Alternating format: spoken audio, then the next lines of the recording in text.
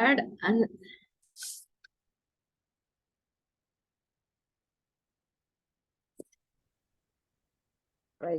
Sister.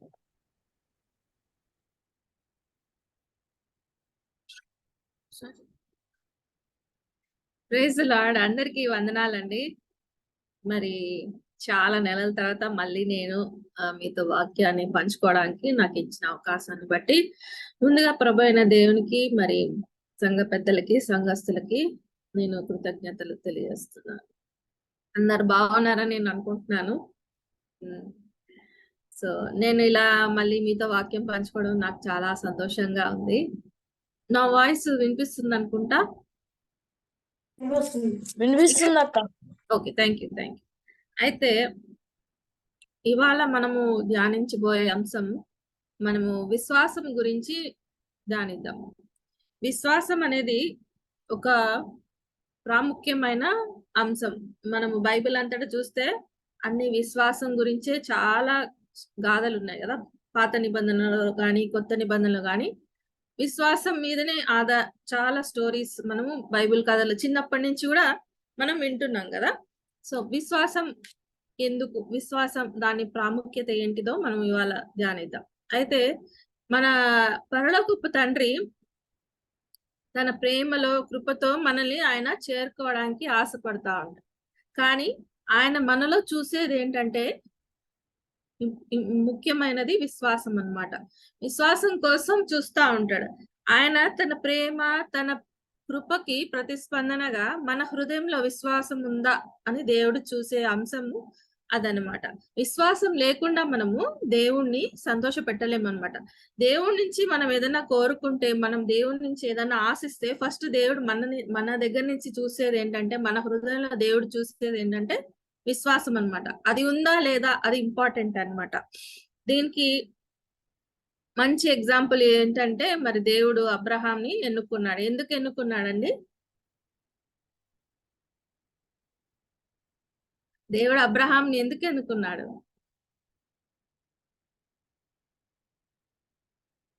Unmute చేసి మాట్లాడచ్చు.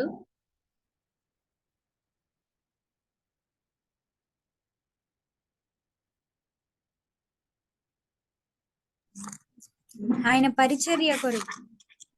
ఇంకా ఆయన పరలోకంలో మనం వారసులుగా ఉండడానికి. అబ్రహాం ఎందుకు ఎంచుకున్నాడు దేవుడు?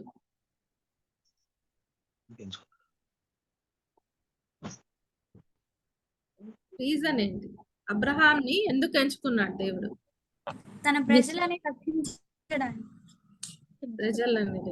ఇంకా విశ్వాసులకు తండ్రి కనుక. విశ్వాసులకు తండ్రి కనుక. విశ్వాసులకు తండ్రి, కరెక్టే. కానీ అప్పటికి ఇంకా అబ్రహాము విశ్వాసం చూపించలేదు కదా, ఇంకా దేవుడు పిలవలేదు కదా. పిలవకపోతే ఎలా తెలుస్తుంది? అబ్రహాంకే తెలీదు, ఆయనకు అంత విశ్వాసం ఉందని అబ్రహాంకే తెలియదు కదా. దేవుడు అబ్రహాంని ఎందుకు ఎంచుకున్నాడంటే, మనము దేవుడు మన సృష్టికర్త. ఆయన ఈ భూమికి పునాది వేయక ముందే అబ్రహాముని ఆయన ఎంచుకున్నాడు. ఈయన విశ్వాసం ఎంత ఉందని దేవుడికి అబ్రహాము జన్మించక ముందే తెలుసు. అలాగే మన గురించి కూడా దేవుడికి తెలుసు. మన హృదయంలో ఎంత విశ్వాసం ఉందో దేవునికి తెలుసు. అందుకే దేవుడు మనల్ని ఎంచుకున్నాడు. అలాగే దేవుడు అబ్రహాంని ఎంచుకున్నాడు. సో విశ్వాసము, ఆయన ఎంతగా విశ్వాసం చూపించాడో అంతగా దేవుడు ఆయన్ని ఆశీర్వదించాడు కదా. ఆయన విశ్వాసం కనబరచక ముందే దేవుడికి తెలుసు అబ్రహాం ఎంత విశ్వాసం చూపిస్తాడు. అందుకు ఆయనని విశ్వాసులుగా తండ్రిగా చేశాడు కదా. మనం చూద్దాం. అయితే విశ్వాసము మనకి ఎందుకు ఉండాలి? విశ్వాసం బట్టి మనకి ఏంటి అవసరం? విశ్వాసం దేవుడు మనలో ఎందుకు చూడాలనుకుంటున్నాడో చూద్దాం. హెబ్రీయులకు రాసిన పత్రిక 11వ అధ్యాయము 1వ వచనం చూద్దాం. హెబ్రీయులకు రాసిన పత్రిక 11వ అధ్యాయం 1వ వచనం చదువుతారు ఎవరన్నా? విశ్వాసం ఉన్నది నిరీక్షింపబడు వాటి యొక్క నిజ స్వరూపమును అదృశ్యమైనవి యున్నవనుటకు రుజువు అయి ఉన్నది. ఓకే, అయితే ఇక్కడ దేవుడు విశ్వాసం గురించి మాట్లాడుతున్నారు కదా. విశ్వాసంలో దేవుడు విశ్వాసం 2 విషయాల గురించి సంబంధించింది అనమాట. విశ్వాసం ఈ వాక్యం చూస్తే, ఈ వచనం చూస్తే ఇందులో ఏమని చెప్తున్నారంటే 2 విషయాలు రాబోయేవి, అంటే మనం ఆశతో ఎదురు చూసే వాటి గురించి, ఇంకా కంటికి కనిపించని వాటి గురించి దేవుడు మనకి చెప్తున్నాడు అనమాట. దేవుడు మనకిచ్చే వాగ్దానాలు, కొన్ని సత్యాలు మనకి వెల్లడించారు. ఎలాగా? బైబిల్లో అంటే పరిశుద్ధ వాక్యంలో దేవుని సత్యాలు వెల్లడించారు. అయితే మనం ఆశించే వాటిని ఈ ఆధారము ఈ వాక్యం అన్నమాట. విశ్వాసము ఈ వాగ్దానాలను నమ్మి ఈ సత్యాలపై ఆధారపడి ఉంటుంది అనమాట. ఇది హృదయానికి ఒక నిశ్చయతను కలిగిస్తుంది విశ్వాసం. అర్థమవుతుందా? విశ్వాసం అంటే ఒక ఊరికి బ్లైండ్ గా నమ్మటం కాదు, అంటే చీకటిలో దూకటం కాదనమాట. వెలుగులోకి దూకటం అంటే గాలి మేడలు కట్టడం కాదు.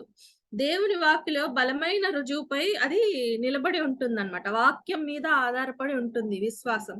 ఇప్పుడు నిజమైన విశ్వాసము దేవుని గురించి మనుషులు ఏదైనా చెప్పినా మనము నమ్మడానికి లేదనమాట. ఖచ్చితంగా తెలిస్తే అది ఊరికే చెప్తే నమ్మము. లేదా ఎవరన్నా దేవుడు ఇలా చెప్పాడు అని చెప్తే మనము ప్రతి దాన్ని స్వీకరించలేము. కానీ బైబిల్లో వెల్లడించిన ప్రతి సత్యాన్ని మనము ఆ విశ్వాసం అనేది నమ్ముతుంది అనమాట. విశ్వాసం, అది విశ్వాసం. ఇప్పుడు విశ్వాసం అనే పదానికి అర్థం ఏంటి? విశ్వాసం అంటే ఏంటి అసలు?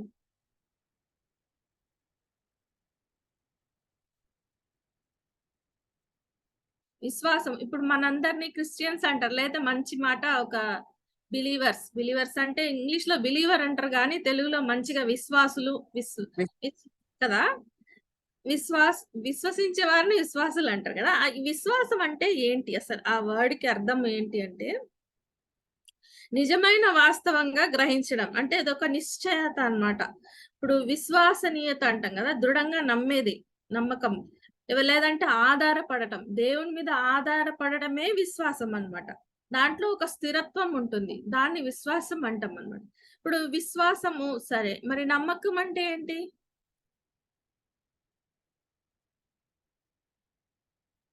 నమ్మకం అంటే తెలిసిన విషయం, తెలిసిన వ్యక్తిని మనకు ఆల్రెడీ దాని గురించి అన్ని తెలుసు, దాన్ని నమ్మటం అన్నమాట. దాన్ని నిజమని నమ్మటం అన్నమాట విశ్వాసం. నమ్మకం మనం సేమ్ ఒకటేలాగా వాడతాం, కానీ వ్యత్యాసం ఏంటంటే విశ్వాసం తెలియని విషయం, తెలియని వాటిని మనము హృదయంలో దృఢంగా నమ్మటం అన్నమాట. ఇప్పుడు మనం చూడని దేవుడు, తెలియని దేవుడు మనం చూడలేదు యేసు ప్రభు, కానీ ఆయన మన రక్షకుడు అని మనకు ఖచ్చితమైన నమ్మకం కదా. ఆయన నిజమైన దేవుడు అని మనకు ఖచ్చితమైన విశ్వాసం. దాని విశ్వాసం చూచి నమ్మటం సులభం కదా, దాన్ని నమ్మటం అంటాం. ఇప్పుడు నమ్మకం అంటే ఇప్పుడు ఈ రెండిటికి చిన్న వ్యత్యాసం చెప్తాను నేను, డిఫరెన్స్. ఇప్పుడు ఇద్దరు వ్యక్తులు ఉన్నారనుకోండి, సపోజ్ లిజక్క ఉంది. లిజక్క నాకు చాలా ఇయర్స్ నుంచి తెలుసు కదా. అయితే తన స్వభావం తెలుసు, తను ఎలా ఉంటుందో తెలుసు, తన ఎలా ప్రతిస్పందిస్తుందో తెలుసు. సో నేను ఏదైనా పని చెప్పాను అనుకోండి సపోజ్ లిజక్కకి, తను ఖచ్చితంగా చేస్తుందని నా నమ్మకం. అది నమ్మకం. బికాస్ నాకు ఆల్రెడీ అమ్మాయి గురించి తెలుసు, చాలా ఇయర్స్ నుంచి తెలుసు, కాబట్టి నేను ఇప్పుడు లిజీకి ఒక పని చెప్పాను అనుకోండి, ఖచ్చితంగా చేస్తుంది. అది నమ్మకం. ఇంకొక పర్సన్ ఉన్నారనుకో, సపోజ్ నందిని సిస్టర్ ఉన్నారనుకోండి, ఆ పాపకి నేను ఒక పని చెప్పాలనుకుంటున్నాను, కానీ నాకేం తెలియదు తన గురించి, తను చేస్తుందా చేయదో తెలీదు, తన స్వభావం నాకు తెలీదు, తన హృదయ స్పందన ఎలా ఉంటుందో నాకు తెలియదు, కానీ నేను తనకు ఒక పని చెప్పాలనుకుంటున్నాను. కానీ నా హృదయంలో ఏమనిపిస్తుంది? నేను ఈ పని చేస్తే నందిని ఖచ్చితంగా చేస్తుంది. అది విశ్వాసం అన్నమాట. ఏమి తెలియకుండానే ఆమె మీద నేను నమ్మటం, దాన్ని విశ్వాసం అంటారు. ఇది మనుషుల్లో చూస్తాం, మనుషుల్లో పెట్టి నేను డిఫరెన్స్ చెప్తున్నాను.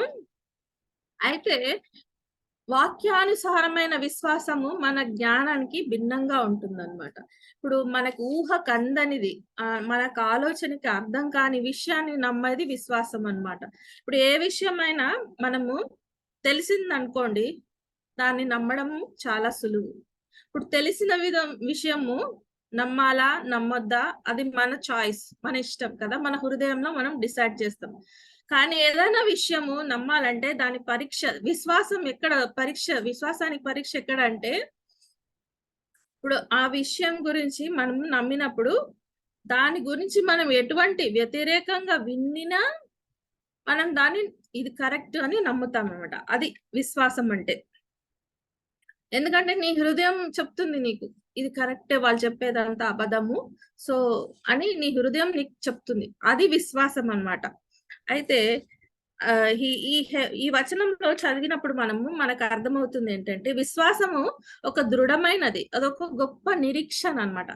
అంటే ఇప్పుడు ఒక నిరీక్షణకు ఆధారం ఈ విశ్వాసము మన జీవితంలో చాలా ప్రాముఖ్యమైనది అనమాట. ఎందుకంటే మనం ఏదైనా దేవుడి నుంచి ఆశించినప్పుడు దేవుడు మనకిస్తాడనే సత్యాన్ని వాస్తవంలోకి తీసుకొచ్చేది విశ్వాసం అన్నమాట. అంటే ఇప్పుడు మనం దేని గురించైనా ప్రార్థిస్తున్నాం అనుకోండి, ఏదైనా వస్తువు కానీ, ఏదైనా విషయం కానీ, ఏదైనా స్వస్థత కానీ, ఏ విషయమైనా సరే మనం దేవుని గురించి ఏదైనా ఆశిస్తున్నప్పుడు అది దేవుడు మనకి ఇస్తాడనే దృఢ నిశ్చయము మనకి ఇచ్చేది విశ్వాసమే. మనలో దేవుడు చూసేది కూడా విశ్వాసమే. ఏమి విశ్వాసం లేకుండా మనము దేవుడి నుంచి ఏమి ఆశించలేము, దేవుణ్ణి సంతోషపెట్టలేము. విశ్వాసం అనేది ఎట్లా అంటే అదొక సిక్స్త్ సెన్స్, దూరదృష్టి లాగా. అంటే మన పంచేంద్రియాలకు మించినదనమాట, గ్రహించలేని సత్యాన్ని మనము అక్కడ నమ్ముతాం అన్నమాట. ఇది విశ్వాసం. అయితే మరి విశ్వాసం ఎందుకు ఉండాలి, మనము విశ్వాసంతో ఎందుకు జీవించాలి, అది మనం ఫస్ట్ తెలుసుకోవాలన్నమాట. అప్పుడే మనం విశ్వాసం వ్యక్తపరచగలం కదా. విశ్వాసం గురించి తెలుసుకుంటే దాని లోతుగా అర్థం చేసుకోగలం అన్నమాట. అయితే విశ్వాసం ఎందుకు ఉండాలి అంటే అందులో 5 విషయాలు మనము చూద్దాం. విశ్వాసం ఎందుకు ఉండాలి. మొదటిగా విశ్వాసం మనల్ని దేవుడితో జతపరుస్తుంది అన్నమాట. అంటే faith connects us to God. Why do we need faith? ఎందుకు విశ్వాసం అంటే విశ్వాసం మనల్ని దేవుడితో జతపరుస్తుంది. అదే హెబ్రీయులు రాసిన పత్రిక 11వ అధ్యాయం 6వ వచనం చదువుదాం. హెబ్రీయులు రాసిన పత్రిక 11:6. విశ్వాసము లేకుండా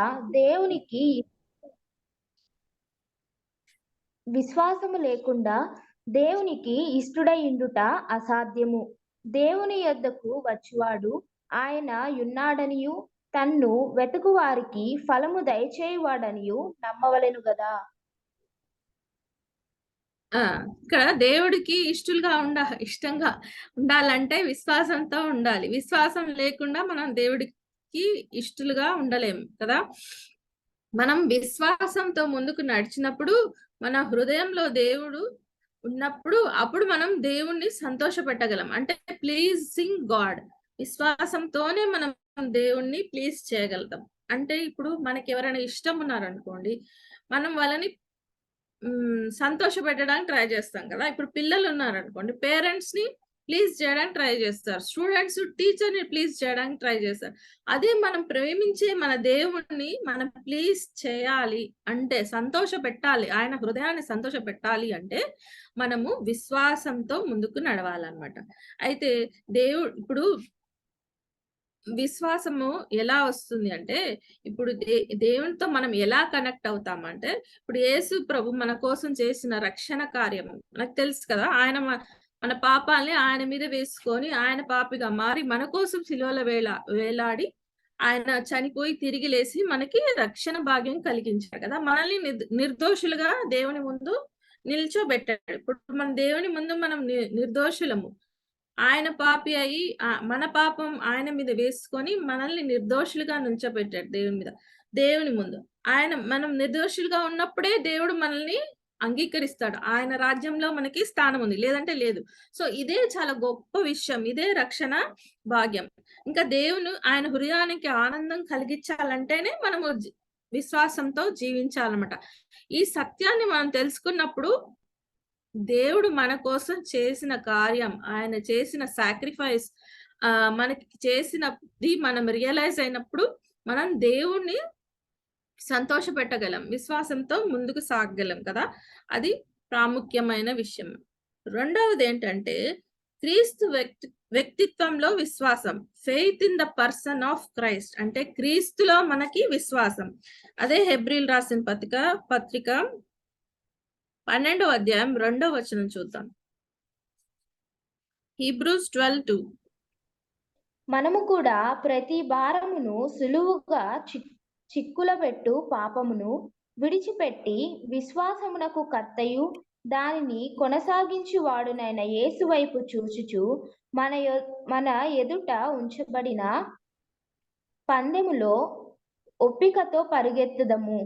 ఆయన తన ఎదుట ఉంచబడిన ఆనందము కొరకై అవమానమును నిర్లక్ష్యపెట్టి సిలువను సహించి దేవుని సింహాసనము యొక్క కుడిపార్శ్వమున ఆసీనుడై ఉన్నాడు.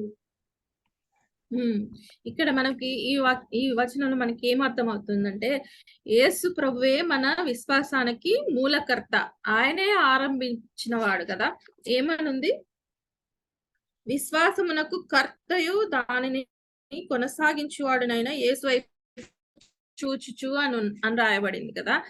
ఆయనే మన విశ్వాసానికి కర్త అంటే అర్థము ప్రధాన నాయకుడు, నాయకత్వం వహించేవాడు. మనకి విశ్వాసం కలుగజేసేదే ఆయన. సో ఆయనే విశ్వాసానికి కర్త. మరి కొనసాగించువాడు అంటే ఫినిషర్ అంటారు, అంటే పూర్తి చేయువాడు. మన విశ్వాసానికి పూర్తి చేయుడు అంటే విశ్వాసానికి అత్యున్నతమైన పరిపూర్ణమైన ఉదాహరణం యేసుక్రీస్తే.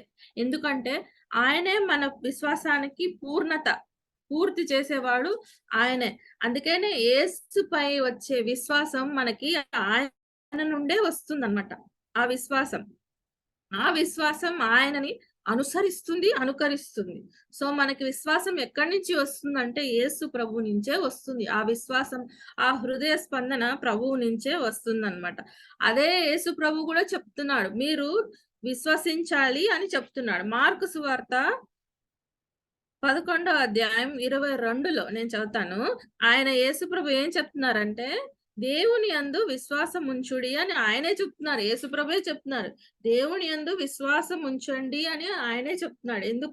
ఎందుకంటే దేవుని నుంచి వచ్చే విశ్వాసం, దేవుని విధమైన విశ్వాసము మరి మనకి ఎక్కడి నుంచి వస్తుంది అంటే వాక్యానుసారంగా, వాక్యం మరియు ఆత్మ, ఆయన పరిశుద్ధాత్మ ద్వారా ప్రేరేపించబడి మన హృదయంలో దృఢంగా ఉంటుందన్నమాట. ఎక్కడి నుంచి వస్తుంది విశ్వాసం అంటే దేవుని విధమైన విశ్వాసము, వాక్యం మరియు ఆయన ఆత్మ ద్వారా ప్రేరేపించబడి మన హృదయాలలో దృఢంగా పాతుకుపోతుంది అన్నమాట. ఇది రెండవ విషయం. మూడవది ఏంటంటే faith is based on relationship. విశ్వాసం మనకు దేవునితో సంబంధంపై ఆధారపడి ఉంటుందన్నమాట. విశ్వాసం అనేది దేవునితో మనకి ఒక సంబంధం ఉండాలి. ఆ సంబంధం లేకపోతే విశ్వాసం రాదు. అది చెప్పబడుతుంది అన్నమాట. అయితే యాకోబు సువార్త, యాకోబు పత్రిక 2వ అధ్యాయం 23 చదువుతారా? 2వ అధ్యాయం 23. కాబట్టి అబ్రహాము దేవుని నమ్మిను, అది అతనికి నీతిగా ఎంచబడెను అను లేఖనము నెరవేర్చబడెను, మరియు దేవుని స్నేహితుడని అతనికి పేరు కలిగెను. అదే ఇక్కడ విశ్వాసం దేవునితో ఒక వ్యక్తిగతమైన సంబంధం అన్నమాట. దాని మీద ఆధారపడి ఉంటుంది. మీరు అబ్రహాంని చూస్తే, అబ్రహాము దేవుణ్ణి నమ్మాడు కదా. దేవుని స్వరం విన్నప్పుడు ఆయన నమ్మాడు. ఆ స్వరము దేవునిది, దేవుడు నాతో మాట్లాడుతున్నాడని ఆయన నమ్మాడు. అది ఆయన విశ్వాస జీవితానికి స్టార్టింగ్ పాయింట్. ఆయన విశ్వాసంలో కొనసాగి అలా దేవుని మీద ఆధారపడి ముందుకు సాగి ఆయన దేవుడిచ్చే బ్లెస్సింగ్స్ ని ఆయన పొందుకున్నాడు. అలా ఆయన దేవునితో ఒక సంబంధాన్ని పెంపొందించుకున్నాడు కదా. అందుకే ఆయనను దేవుని స్నేహితుడిగా పేరు కలిగింది. ఎంత గొప్ప విషయం కదా. దేవుని స్నేహితుడు అంటే మామూలు విషయం కాదు. ఒక స్నేహితుడు అంటే ఇప్పుడు మనకి ఫ్రెండ్స్ ఉంటారు. స్నేహితుడు అంటే ఒక స్నేహితుడు, నా స్నేహితుడు అని నేను చెప్పగలిగామంటే నాకు ఆ స్నేహితురాలు కానీ స్నేహితుడు కానీ మధ్య మంచి ఏమంటారు భరోసా ఉంటది. అండ్ నా హృదయాన్ని వాళ్ళు ఎరుగుతారు, నా స్వభావాన్ని వాళ్ళు ఎరుగుతారు. అట్లాగే ఎంత బాగా దేవుని మీద విశ్వాసం ఉంచాడంటే అబ్రహాము, ఆయన దేవుని హృదయాన్ని ఎరిగాడు, ఆయన దేవుని స్వభావాన్ని బాగా తెలుసుకున్నాడు. కాబట్టి ఆయన దేవుని స్నేహితుడిగా పిలువబడ్డాడు కదా.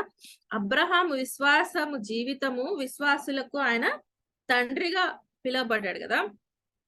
అది ఎందుకంటే ఆయనకి దేవునితో ఉన్న అంత గాఢమైన సంబంధం. ఇప్పుడు చూడండి, ఆయన దేవుని పిలుచుకున్న రోజు ఉన్న విశ్వాసము ఆయన స్టార్టింగ్ పాయింట్ అయితే, ఆయన తన కుమారుని కూడా ఆయన లెక్క చేయకుండా దేవుడు అడిగినప్పుడు మరి దేవునికి బలిగా అర్పించడానికి సిద్ధమైపోయాడు, రెడీ అయిపోయాడు, ఎత్తేసాడు చెయ్యి కదా. అది ఆయన విశ్వాసానికి పీక్ పాయింట్. ఇప్పుడు ఫస్ట్ డే నుంచి మీరు ఆ పాయింట్ వరకు చూస్తే ఆయన విశ్వాసంలో ఎదిగినట్టే కదా. మనం కూడా అలాగా అబ్రహాము విశ్వాసులకు తండ్రి కాబట్టి, మనము విశ్వాసులం కాబట్టి, మనం కూడా మనకు ఒక స్టార్టింగ్ పాయింట్ ఉంటుంది ఖచ్చితంగా. యేసు ప్రభు నమ్మిన రోజు మనకు ఒక స్టార్టింగ్ పాయింట్ ఉంటుంది, విశ్వాసం. దాని నుంచి మనము అంచెలంచెలుగా ఎదగాలి, ఆ పీక్ పాయింట్ కి వెళ్ళాలి అని దేవుడు కూడా మనల్ని ఆశిస్తున్నాడు అనమాట. అందుకు మనము దేవుణ్ణి తెలుసుకోవాలి. ఎలా తెలుసుకుంటాం? దేవునితో సంబంధం ఉంటే, మనము దేవుణ్ణి సన్నిహితంగా ఉంటే మనము దేవుణ్ణి వ్యక్తిగతంగా తెలుసుకోగలం. ఇప్పుడు అబ్రహాం దేవుణ్ణి అంత సన్నిహితంగా, అంత వ్యక్తిగతంగా తెలుసుకోగలిగాడు కాబట్టి ఆయన దేవుని స్నేహితుడుగా పిలువబడ్డాడు, విశ్వాసులకు తండ్రి అయ్యాడు. అయితే మరి దేవుని మనము ఎలా తెలుసుకోగలుగుతాము సన్నిహితంగా?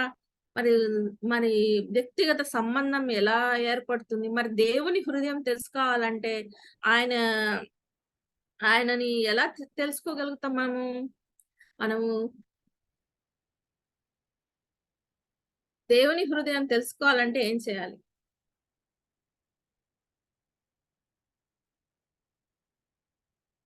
పెద్ద ప్రశ్నే లేదు. దేవుని హృదయం, దేవుని వ్యక్తిగతంగా తెలుసుకోవాలంటే మనం వాక్యాన్నే చదవాలి, ధ్యానించాలి.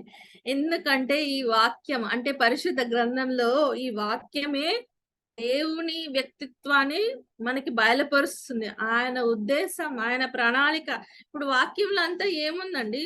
మొత్తం వాక్యంలో ఏముంది? ఆయన ప్రణాళికనే కదా వ్యక్తపరుస్తున్నాడు, ఆయన హృదయాన్ని వ్యక్తపరుస్తున్నాడు.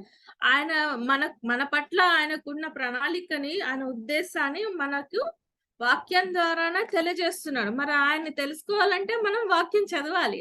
అందుకే వాక్యాన్ని చదవాలి, ధ్యానించాలి. అదనమాట చెప్పేది. అలా చేసినప్పుడే మనము విశ్వాసం, దేవునితో ఒక సంబంధాన్ని ఏర్పరచుకోగలం అన్నమాట. ఇలా మనం దేవుని హృదయాన్ని తెలుసుకోగలం. ఇలా మనము వాక్యాన్ని ధ్యానించినప్పుడు, విన్నప్పుడు, చదివినప్పుడు మనము ఒక గట్టి పునాది ఫౌండేషన్ ఫర్ ఫెయిత్ ఏంటి అంటే వాక్యమే. వాక్యమే ఆధారము. వాక్యానుసారంగానే మన విశ్వాసం ఉంటుంది. అది చెప్పవలసిన విషయం అన్నమాట. దేవుని తెలుసుకోవాలంటే మనము వాక్యాన్ని ధ్యానించాలన్నమాట. 4వ విషయం ఏంటంటే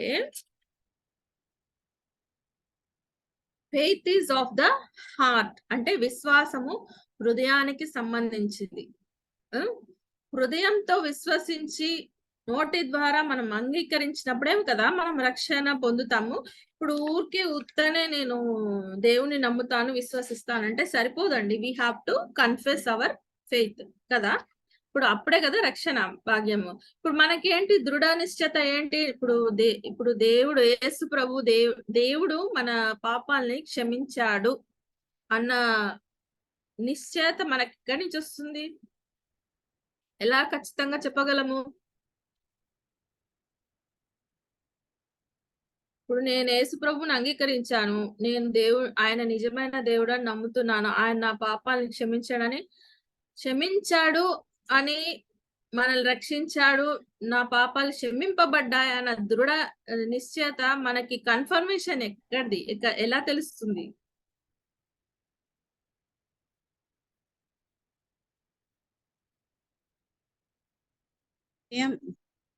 హృదయంలో సమాధానం ఉంటుంది.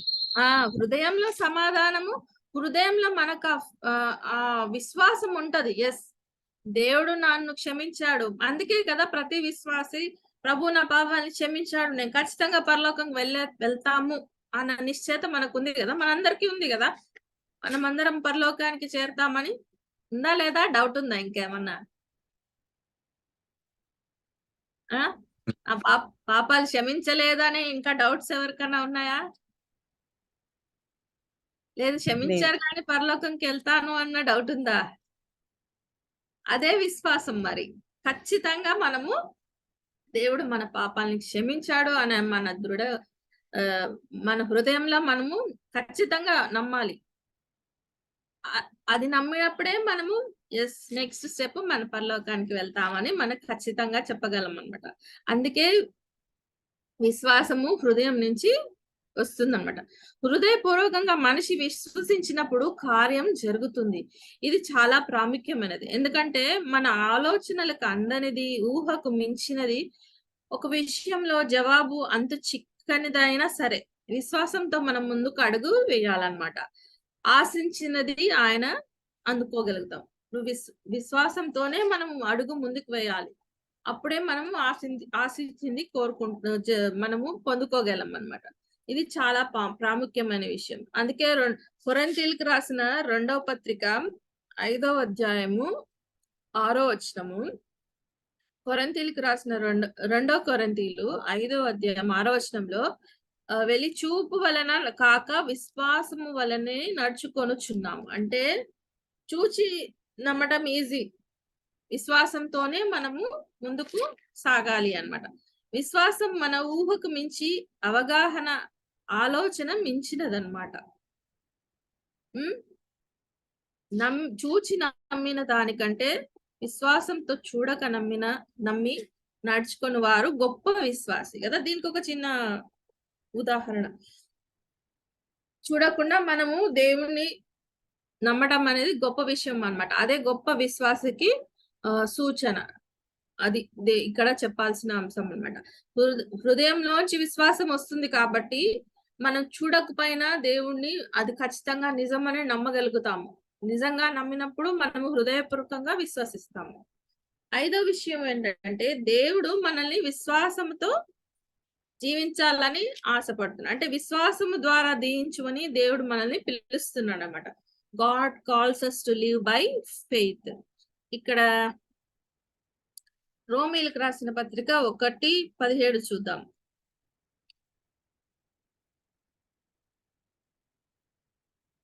రోమన్స్ 1:17.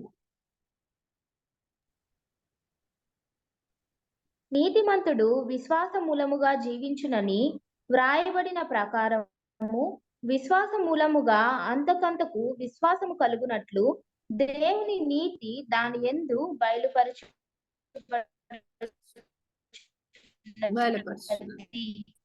అలాగే గలతీయులకు రాసిన పత్రిక 3:11 అమ్మా. గలేషియన్స్ 3:11.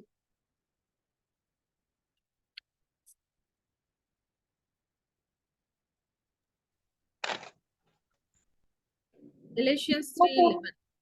ధర్మశాస్త్రము చేత ఎవడును దేవుని ఎదుట నీతిమంతుడని తీర్చబడడను సంగతి స్పష్టమే. సారీ అమ్మా, నా దాంట్లో వేరే ఉంది. ఏంటి? నీతిమంతుడు విశ్వాసం మూలంగా జీవించును, అది లేదా? కంటిన్యూషన్ ఉందా?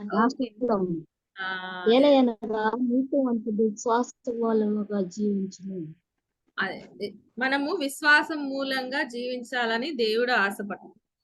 మనము విశ్వాసంతో ముందుకు నడిచి అంతకంతకు ఎదగాలన్నమాట. అలా జీవించాలని దేవుడు మనల్ని కోరుతున్నాడు. అయితే ఇక్కడ గలేషియన్స్ 2:20లో పౌలు భక్తుడు కూడా ఇలా చెప్తున్నారు. గలేషియన్స్ 2:20, గలతీయులకు రాసిన పత్రిక 2వ అధ్యాయం 20వ వచనం. నేను క్రీస్తుతో కూడా సిలువ వేయబడి ఉన్నాను, ఇకను జీవించువాడను నేను కాను, క్రీస్తు నా యందు జీవించుచున్నాడు. నేనిప్పుడు శరీరమందు జీవించుచున్న జీవితము నన్ను ప్రేమించి నా కొరకు తన్ను తాను అప్పగించుకొనిన దేవుని కుమారుని యందలి విశ్వాసము వలన జీవించుచున్నాను. ఇక్కడ అపోస్తులైన పౌలు కూడా ఆయన ఏమని సాక్ష్యం ఇస్తున్నాడు?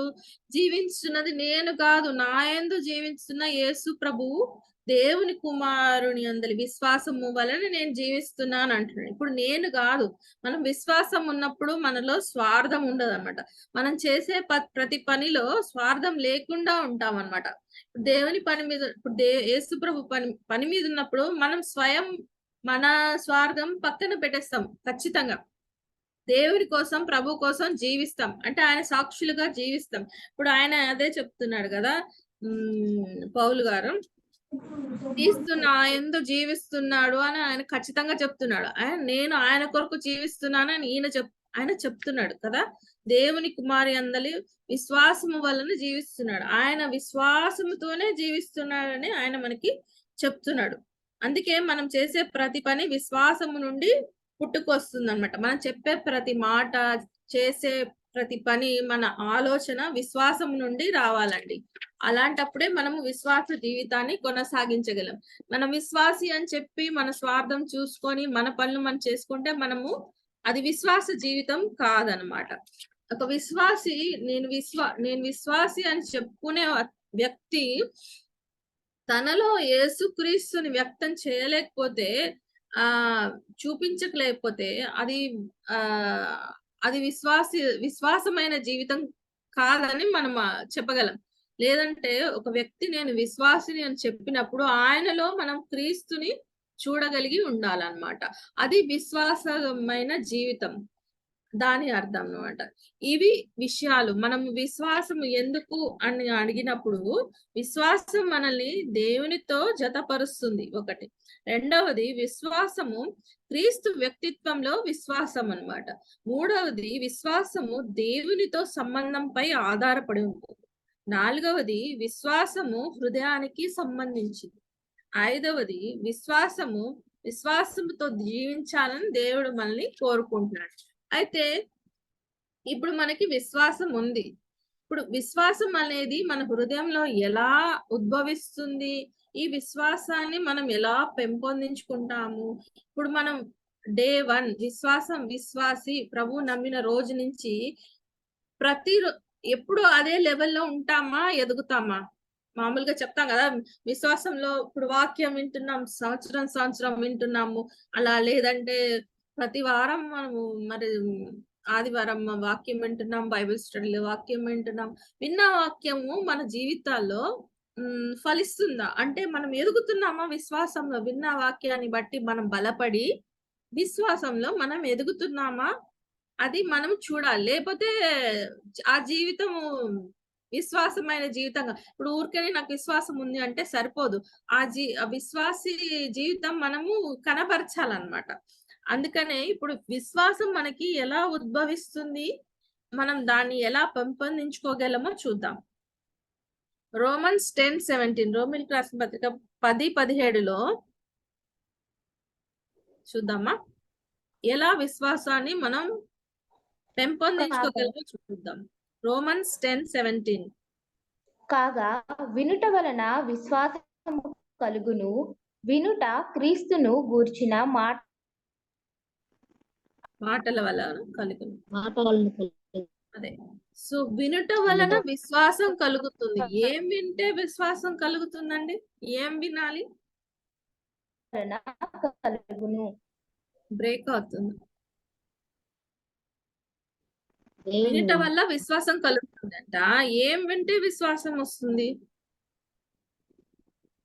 మంచి సినిమా పాటలు, జోకులు, క్రీస్తును గూర్చిన మాటలు విన్నప్పుడు విశ్వాసం కలుగుతుందన్నమాట. మనం దేవుని వాక్యం విన్నప్పుడు మనం దాన్ని ఫస్ట్ వాక్యం వినాలి. విన్నప్పుడు దాన్ని మనం హృదయంలోకి స్వీకరించాలి. వాక్యాన్ని హృదయంలోనికి స్వీకరించినప్పుడు మన ఆత్మలోకి అది ప్రవేశిస్తుంది వాక్యం. అప్పుడు మన హృదయంలో అది విశ్వాసాన్ని ఉత్పత్తి చేస్తుంది. ఫస్ట్ వినాలి, వాక్యాన్ని వినాలి. వినిన వాక్యాన్ని హృదయంలోనికి స్వీకరించాలి. మన హృదయంలోనికి వాక్యాన్ని స్వీకరించినప్పుడు మన ఆత్మ దాన్ని అంగీకరించి మన హృదయంలో విశ్వాసాన్ని ఉత్పత్తి చేస్తుంది. ఈ విధంగా విశ్వాసము మనము కలుగుతాం అన్నమాట. బలమైన విశ్వాసానికి దేవుని వాక్యం బలమైన పునాది.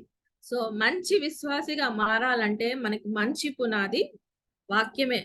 దేవుని వాక్యం నిరంతరం చదవడం, వినడం, ధ్యానించడం ద్వారా మన హృదయంలోనికి విశ్వాసం పెంపొందించుకోగలం అన్నమాట. ఒక ఉదాహరణ చెప్తాను. మామూలుగా ఈ మన మత్తయి సువార్త 8వ అధ్యాయం 8:10లో ఈయన రోమా శతాధిపతి ఉంటాడు. ఆయన యేసు ప్రభుని మాట మాత్రం సెలవీయ్యా, నువ్వు రావక్కర్లేదు, నా అబ్బాయి దాసుడు స్వస్థ పొందుతాడు అని చెప్తాడు యేసు ప్రభుకి. అది గుర్తుంటది మీకు ఆ స్టోరీ. అయితే ఆయన ఒక శతాధిపతి, అంటే ఆయన ఒక అధికారికి తెలుసు ఒక మాట విలువ కదా, ఒక వాక్యం విలువ తెలుసు. నువ్వు రా అంటే వస్తా, నా పనులు వస్తారు, పో అంటే పోతారు. సో ప్రభువా, నువ్వు ఒక్క మాట సెలవివ్వు, నువ్వు సెలవిస్తే చాలు, ఆ మాటకి నా దాసుడు స్వస్థత పొందుతాడు. ఆయనకి గట్టిగా విశ్వాసం ఉంది. దానికే ఆయన యేసు ప్రభు ఆయన్ని, అబ్బా నీ అంత విశ్వాసి నేను చూడు, ఆయన ఏమంటాడు, నువ్వు చాలా గొప్ప విశ్వాసి అంటాడు అనమాట. అలాంటి విశ్వాసము మనము కలిగి ఉండాలన్నమాట. మనము దేవుని వాక్యం దేవుని నుండి దేవుని వాక్యం వేరు చేయలేము. కొంతమంది ఏం చెప్తారంటే, ఆమె దేవుని నమ్ముతామండి, ఆయన దేవుడే అండి, నిజమేనండి అంటాం, కానీ వాక్యాన్ని నమ్మరు. వాక్యానికి వచ్చేసరి అది వాక్యం అంటే బైబిల్లో అది అంతా యూదుల స్టోరీలు కదండి, లేదంటే రెవల్యూషన్స్ కి వచ్చేసరికి, అంటే ప్రకటన గ్రంథంకి వచ్చేసరికి అదంతా జరుగుతుంది అంటారా? ఖచ్చితంగా నమ్మరు, వాక్యాన్ని నమ్మరు. అందుకనే మనం దేవుని వాక్యం నుండి దేవుణ్ణి మనము వేరు చేయలేం. ఎందుకంటే వాక్యము దేవుని యొక్క వ్యక్తీకరణ అంటే ఆయన ఏమనుకుంటున్నాడో ఆయన ఆలోచనలే వాక్యంలో ఉన్నది. వాక్యం ఆయన ఉద్దేశము, ప్రణాళికను బయలుపరుస్తున్నది. సో వాక్యము సత్యము, వాక్యంలో దేవుని ప్లాన్, ఆయన ఉద్దేశము, ఆయన ప్రణాళిక ఉంది. సో దేవుణ్ణి నమ్ముతాను, వాక్యాన్ని నమ్మను అంటే కుదరదు. దేవుడు వాక్యము ఒక్కటే, వాక్యము దేవునికి విరుద్ధము కాదు. మన యోహాను సువార్త 1వ అధ్యాయం 1వ వచనంలో ఏముంది మరి?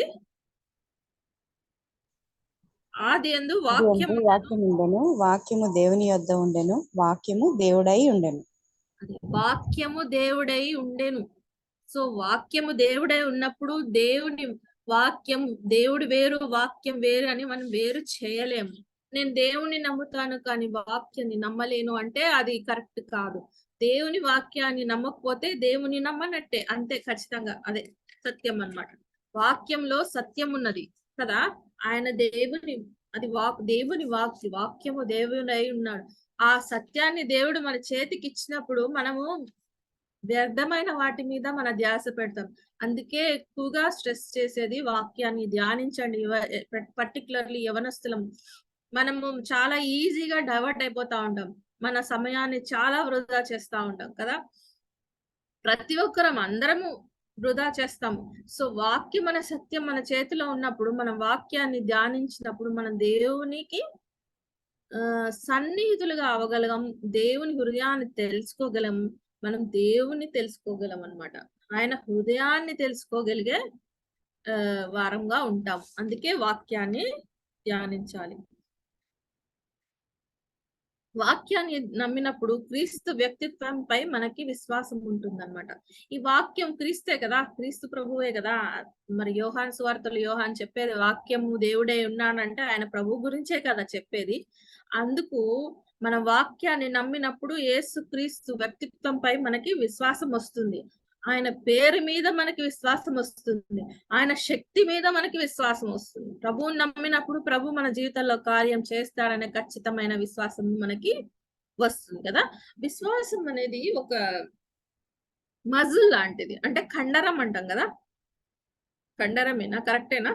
మజిల్ కండరం. విశ్వాసం అనేది ఒక కండరం లాంటిది.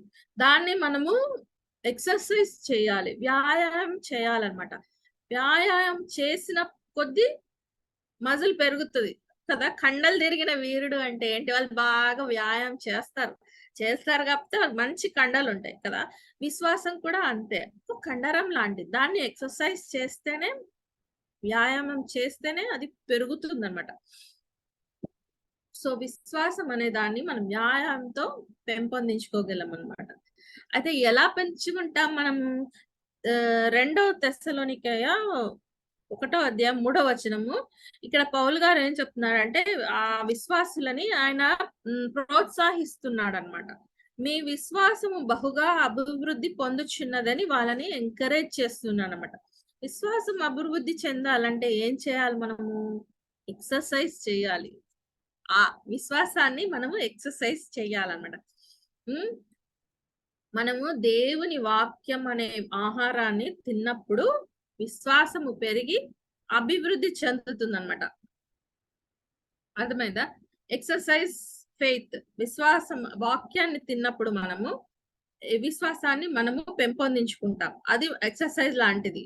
అంటే ఇప్పుడు చూడండి, అబ్రహాము ఆయన విశ్వాసాన్ని ఆయన అభివృద్ధి చేసుకున్నాడు కదా. ఆయన జీవితంలో ఆయన డే 1 నుంచి ఆయన జీవిత యాత్ర అంతా విశ్వాసంలో అంచెలంచెలుగా ఎదిగాడు. ఎలా ఎదిగాడో? ఆయన విశ్వాసంతో ముందుకు సాగాడు కాబట్టి ఆయన ప్రాక్టీస్ యువర్ ఫెయిత్ అంటాం. అదనమాట. We have to exercise our faith. ఆయన విశ్వాసంతోనే ముందు అడిగేశాడు. అలాగే మరి ఐగుప్తు నుంచి దేవుడు మరి వారి ప్రజల్ని తీసుకొచ్చినప్పుడు వాళ్ళు విశ్వాసంతోనే బయటికి వచ్చారు, విశ్వాసంతోనే ముందుకు సాగారు, విశ్వాసంతోనే మరి వాగ్దాన భూమిలోకి వాళ్ళు ప్రవేశించారు కదా. అది practising your faith or exercising your faith అని మనము అంటాం అన్నమాట. మరి మనం ఎలా విశ్వాసాన్ని అభివృద్ధి చేసుకోగలమంటే, ఇప్పుడు దేవుణ్ణి తెలుసుకోవాలంటే వాక్యం బాగా చదవాలి, ధ్యానించాలి, ఆయన హృదయాన్ని మనం తెలుసుకోగలము. మరి మన విశ్వాసాన్ని ఎలా పెంపొందించుకోవాలి అంటే, మన తోటి సహవాసులు, సంఘంలోని తోటి సహవాసీల మంచి విశ్వాసులు, బాగా స్ట్రాంగ్ విశ్వాసులు ఉంటారు కదా, వాళ్ళ వాక్యం చెప్తున్న వాక్యం వినాలి, అదొకటి. అలాగనే మంచి టెస్టిమోనీస్ వినాలి. అంటే దేవుడు చేసిన మేళ్ళు, ఉపకారాలు, అద్భుత కార్యాలు, మరి దేవుని విశ్వాసాలు ఒకరితో ఒకరు పంచుకుంటారు. లేకపోతే సంఘంలో చాలా మంది సాక్ష్యాలు, మొన్న కూడా మన లాస్ట్ మంత్ అంతా అదే కదా, సాక్ష్యాలు పంచుకున్నారు. ఏమని పంచుకున్నారు? దానంతా దాని విషయం ఏంటి? దేవుడు వాళ్ళ జీవితాల్లో చేసిన మేళ్ళు, దేవుడు వాళ్ళ జీవితాలు ఎందుకు చేశారు? వీళ్ళని విశ్వాసాన్ని బట్టే మనకి మేళ్ళని పొందుకుంటాం, మన విశ్వాసాన్ని బట్టే మనం స్వస్థతను పొందుకుంటాం. ఆ విశ్వాసాన్ని వాళ్ళు వ్యక్తపరుస్తున్నారు. అందుకేనే దేవుని మరి విశ్వాసుల సాక్ష్యాలు వినడం కూడా చాలా ఇంపార్టెంట్. అలాగే ప్రతిరోజు విశ్వాసంతో ముందుకు మనము నడవాలన్నమాట. మనం విశ్వాసం మన జీవితంలో అప్పుడు అమలు పరుస్తాం అన్నమాట, మనము ఎక్స్ప్రెస్ చేస్తున్నట్టు అన్నమాట. అది మన విశ్వాసాన్ని. మనము విశ్వాసంతో పని చేసినప్పుడు మన జీవితాల్లో మనము అద్భుత కార్యాలను చూడగలము. ఆయన వాగ్దానాలను మన జీవితంలో నెరవేర్చబడతాయి అన్నమాట. విశ్వాసంతో మనం ముందుకు వెళ్ళినప్పుడు ఏమవుతుందంటే, విశ్వాసంతో దేవుని నమ్మినప్పుడు, వాక్యానుసారంగా మనం విశ్వాసాన్ని పెంపొందించుకున్నప్పుడు మనం వ్యక్తిగతంగా దేవుణ్ణి తెలుసుకుంటాము, విశ్వాసంలో బలపడతాం. అలా విశ్వాసంతో బలపడినప్పుడు ఆ వాక్యంలో ఉన్న దేవుని వాగ్దానాలను, ఆయన బ్లెస్సింగ్స్, ఆయన మనకు ఆల్రెడీ చాలా అన్ని బ్లెస్సింగ్స్ మనకి ఇచ్చాడు. దీవించాడు, వర్ధిల్లండి అని దేవుడు ఆయన ఆదికాండంలోనే చెప్పాడు. సో మనకు అన్ని బ్లెస్సింగ్స్ ఇచ్చాడు. మరి అవన్నీ మనం పొందుకోవాలంటే మనం విశ్వాసంతో ముందు అడిగేస్తేనే మనం అవన్నీ పొందుకోగలం కదా. అందుకే కదా దేవుడు యేసుప్రభు చాలా సార్లు విశ్వాసం గురించి ఆయన పరిచర్యలో చెప్తా ఉంటాడు. ఆయన మీ విశ్వాసమే మిమ్మల్ని స్వస్థపరుస్తుంది అని చాలా సార్లు ఆయన మరి అద్భుత కార్యాలు చేసినప్పుడు విశ్వాసం అని ఆయన చాలా ఒత్తి చెప్తా ఉంటాడు.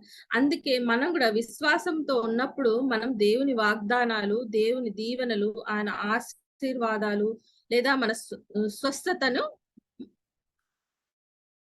మనము పొందగలం అన్నమాట.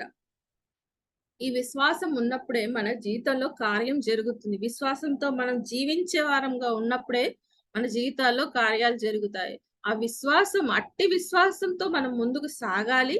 అట్టి విశ్వాసంతో మనం ముందుకు ఎదగాలి, విశ్వాసంలో ఎదగాలి. మరి ప్రతి సంవత్సరం ఒకేలాగా ఉండకుండా సంవత్సరం మరి నెలలు ఎన్ని రోజులైనా సరే అదే విధంగా ఉందంటే ఆ విశ్వాస జీవితము వ్యర్థము. మనము ఎదగకపోతే అది వ్యర్థము. విశ్వాసము లేని జీవితము వ్యర్థము కదా. అదే విశ్వాసం మన క్రియల్లో కూడా చూపించాలి, మన జీవితంలో కూడా చూపించాలి. ఆ విశ్వాసంతో మనం ముందు అడిగి వేసినప్పుడు దేవుడు ఇచ్చిన వాగ్దానాలని గాని మన బ్లెస్సింగ్స్ మనము పొందుకోగలుగుతాం అన్నమాట. ఇది విశ్వాసము యొక్క ప్రాముఖ్యత. అందుకే దేవుడు మన విశ్వాసాన్ని చూసే దేవుడు ఆయన మనల్ని బ్లెస్ చేస్తాడనమాట. అది నేను చెప్పాలనుకున్నాను అనమాట. అయితే ఈ విశ్వాసము మరి మనం చూసాం కదా, ఎలా మనం పెంపొందించుకోవాలా, విశ్వాసం ఎందుకో చూసాము, ఎలా పెంపొందించుకోగలమో చూసాము. అయితే మరి వీలైతే మరి వచ్చే వారము విశ్వాసంలో మరి దేవుడు యేసు ప్రభు ఆయన పరిచర్యలో విశ్వాసం గురించి ఏమని చెప్పాడో, ఏమని బోధించాడో చూద్దాము. అలాగే మరి విశ్వాసులకు తండ్రి అయిన అబ్రహాము జీవితాన్ని మనం చూసి ఆయన జీవితంలోంచి మన విశ్వాసాన్ని ఎలా పెంపొందించుకోగలమో మనము నేర్చుకుందాము. మరి దేవుడిచ్చిన ఈ కొద్ది మాటల్ని దీవించును గాక. నాకు ఇచ్చిన అవకాశాన్ని బట్టి అందరికీ వందనాలు. Thank you.